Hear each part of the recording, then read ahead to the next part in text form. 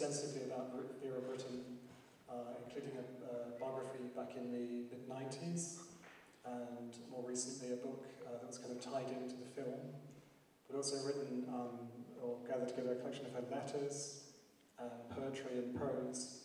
So we're really in the presence of somebody who knows Vera Brittain very, very deeply indeed, which is a real privilege, having seen that film. So Mark, how did Vera Brittain come into your life? Good evening. I was at school with one of Vera Brittain's grandchildren and at university with another. And then after I left university, I worked for a brief time for Vera Brittain's daughter, Shirley Williams. And this was in the sort of mid-80s. And I knew we knew that the biography of Vera Brittain that was being written by a close friend of hers, that he was having trouble with it. And I'd always wanted to write biography, and so I was brought in to finish it, except when I went in to finish it, there wasn't really a book to finish. So I spent about 8 years, I was working at the BBC, I spent about 8 years with Paul Berry, who was Vera Brittain's literary executor and one of her closest friends, working on this book, which finally, as you say, was published in 1995. And so I later became Vera Brittain's literary executor, or one of her literary executors, and one of the things I'd always thought was important was that there should be a film of Testament of Youth, because there'd been a famous television series which I'd much admired in 1979, which was actually the thing that made me read the book in about 1980.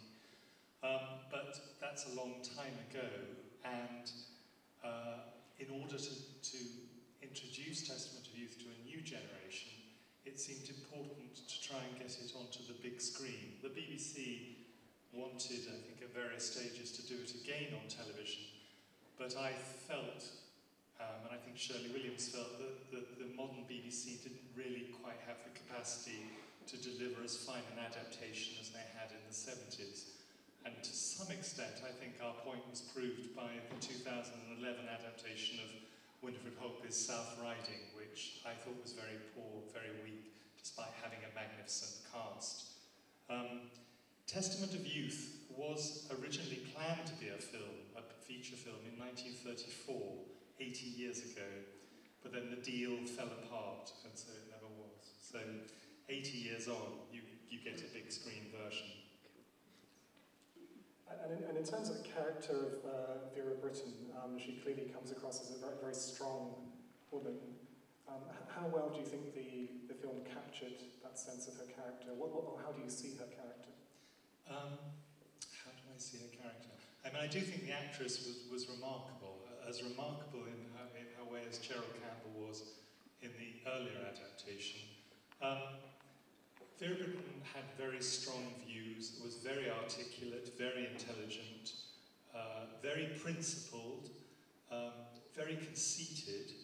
When she went up to Oxford in 1914, she wrote in her diary, I have, as usual, got my reputation of being conceited, although I am, of course, one of the lions of my year.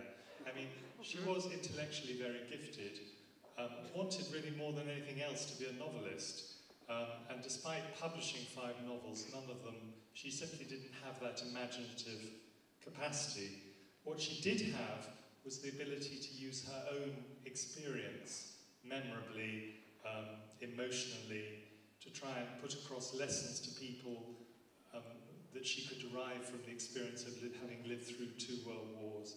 And despite the fact that she had spent, throughout the 1920s, she was trying to write about her First World War experiences in novel form. But if you look at these novels that she wrote, and a lot of them survive, they really are quite weak. And it's only when she suddenly realizes, in the wake of the explosion of First World War literature in the late 20s, written by the famous male memoirists, Blunden and Graves and Sassoon and so on, that she realizes that she really has to tell her story as an autobiography. And I think Testament of Youth is one of the great books about the First World War. So there was something that you wrote in a piece that you wrote for The Guardian some time ago, in which you said Vera Brittain was a woman who had very modern ambitions, but at heart she was a Victorian. And I just wondered what you meant by that. Well, I think she, increasingly as she got older, and of course a film in 2 hours necessarily telescopes somebody's experience, somebody's life, somebody's beliefs.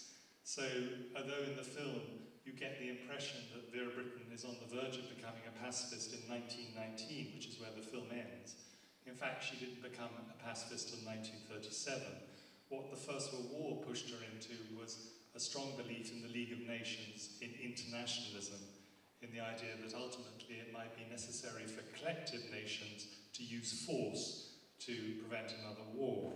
But I suppose what I meant was that she held very radical views, not only on war and peace, but also on the position of women, because, strange as it may seem now, for a woman to, like Vera Brittain did in the 1920s, I mean, she was a very successful journalist, feminist journalist in the 1970s, for a woman to say that she was going to keep her own name, her maiden name, when she was married, not because it was her professional name, but because that was her name, was a very radical step to take. But nevertheless, at the same time, there remained something quite conventional about her. If you had met her, you would have thought she was quite a conventional middle-class woman. And one of the things that's true about her relationship with Roland Leighton, which I think it's very difficult for any film adaptation to put across, is that despite the fact that in the pre-war period and in the early months of the war, she stuck very firmly to her feminist principles, that she didn't want to be owned by any man. She didn't regard marriage as her ultimate destination or her ultimate aim. Nevertheless, when she met Roland Leighton, the first man she really fell in love with, she wrote in her diary that she would give everything up, everything she had ever believed about feminism, in order to bear Roland Leighton's child. So that's an ambivalence in her character that I think points that the film captures very well, though obviously it's a very difficult thing to put across. So the film ends in 1919, and Testament of Youth was published in 1933. So what happened in those intervening 14 years? What's the story of how the book came into being? Well, actually, Vera Brittain wrote poetry throughout the war. I mean, poetry was the familiar mode of expression for that generation. Hundreds of people wrote and published poetry, because of course there were a lot more newspapers and journals in those days in which people could publish their poetry. So she wrote poetry. She wrote poetry when she was serving in Etaples. There's a letter where she says, "I've just written a poem while I've been waiting for a patient to come round." But before the war ended, when she returned to England, when her mother said she was ill and her father said that Vera Brittain must return from Etaples, she'd started to write novels about the First World War. And one of the final letters she wrote to Edward Brittain before his death in Italy in June 1918 was to say that she'd just given up one novel about the war because it was considered too close to experience, because it portrayed the real-life nursing sister who you saw in the film, portrayed by Hayley Atwell, who actually had quite a scandalous private life, in that she'd had an affair with a surgeon while she was at Etaples. And Vera Brittain, who never wrote very far away from the truth, even when she was writing fiction, had put this into a novel. And Roland's parents, Mary and Robert Leighton, who were both literary figures, had advised her very strongly not to publish it. So in her letter to Edward, she says, "But don't worry, I've already started another novel about the war in which you will be the hero, and I don't suppose you'll sue me." And that's 1918. And by 1929, she has written countless fictional versions of Testament to Youth, some of them very, very close to autobiography, some much moved a bit further away from it. And was the book Testament to Youth well received on first publication?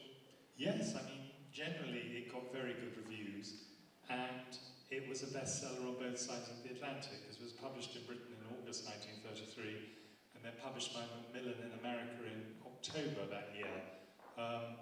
The only really sort of, I mean, every book gets bad reviews somewhere along the line, but the only really unpleasant review was by a critic, who was also a film critic actually, James Agate, who wrote The Testament of Youth reminded him of a woman crying in the street.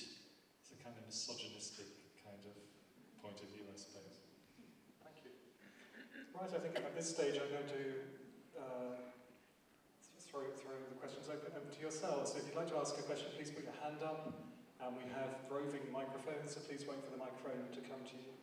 So, you can hear me, can you? Yeah. Yes. I forget now when the mutiny attack was.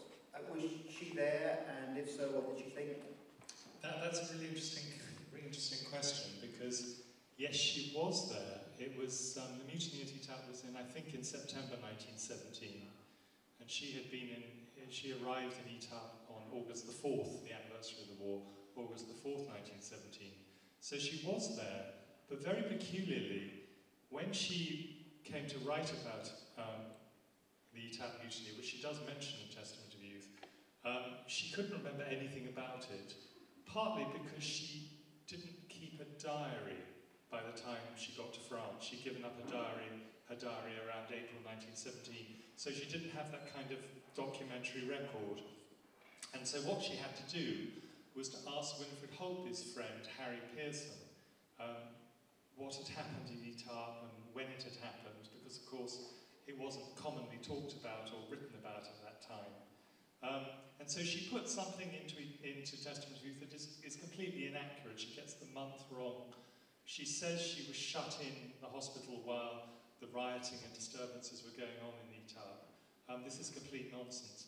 So that is one aspect of Testament of Youth that is not accurate, and there are others, obviously.